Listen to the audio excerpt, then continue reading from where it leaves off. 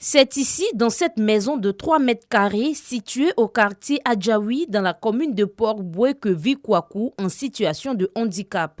Il est vendeur ambulant. C'est depuis le bas âge que son bras droit a été amputé suite à une fracture. On s'amusait et puis je suis tombé puis c'est cassé. Puis au fur et à mesure, ils sont partis couper. La trentaine révolue, Kwaku abandonne l'école en classe de première, faute de moyens financiers. On ne peut pas m'appeler un jour pour me dire que non, on n'a pas les moyens pour continuer.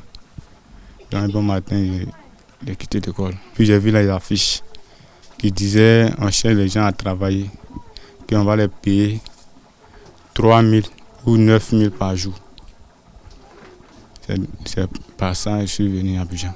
Malgré son handicap, il ne baisse pas les bras. En 2020, il se lance dans la vente des fruits en bordure de voie. Avant, il vendait des mandarines qu'on appelle clémentine. Maintenant, dans 2 jours, ça a manqué. Comme il ne peut pas rester à la maison aussi, là, j'ai décidé d'essayer mon choix là aussi, pour voir. Courageux, motivé et généreux, Kwaku accueille chez lui ses amis qui viennent à l'aventure.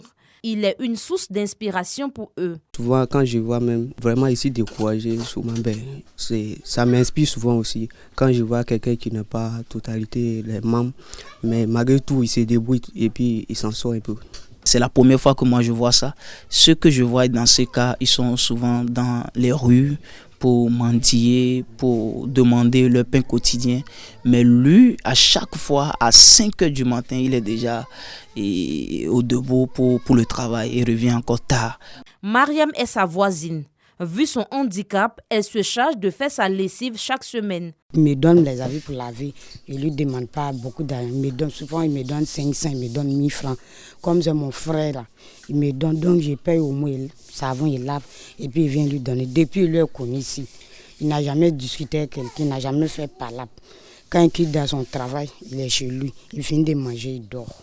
Fini de se préparer. Kwaku est prêt pour le boulot. Mais avant, il est important de confier sa journée au Seigneur.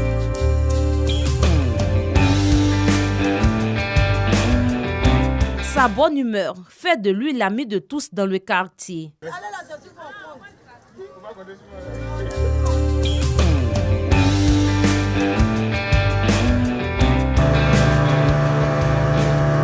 Après avoir traversé la lagune, direction la commune d'Adjamé, il faut renforcer le stock pour la vente. C'est ici à Adjamé que je viens prendre mes choses pour aller vendre. Mais hier, là, un peu est resté, donc aujourd'hui, je ne vais pas prendre un nouveau colis.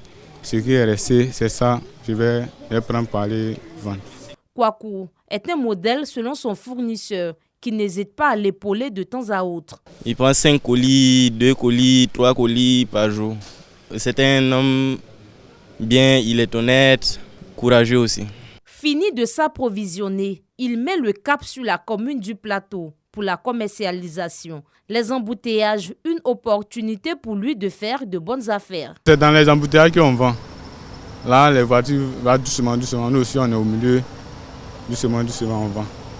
Maintenant, par jour, je prends 1 colis, 2 colis, 3 colis. Si un colis, il y a 2500, je peux vendre 2 ou bien 3. La vie d'un homme, ce n'est pas facile. Si tu es né garçon, il faut te dire que pour réussir, là, il faut te battre. Moi, depuis tout petit, j'ai compris cela. Donc, je me bats toujours pour gagner mon pain quotidien. Kwaku a une approche toute particulière à lui, ce qui lui permet de convaincre les usagers de la route. En tout cas, il est vraiment courageux. Par contre, il y a des gens qui ont ce même handicap-là, mais ils sont à la maison. Je l'ai vu, ça m'a fait fondre dans l'âme. En tout cas, beaucoup de courage à lui. La majorité des personnes qu'on voit ici, là, vous voyez, d'autres même n'ont même pas bras, ils mendient. D'autres même ont bras, mais ils mendient. Mais lui, malgré son état, il ne fait pas tout ça là. Il se met même à se battre même pour être quelqu'un de demain. Son plus grand rêve, avoir un magasin de matériel didactique et informatique afin d'être plus autonome.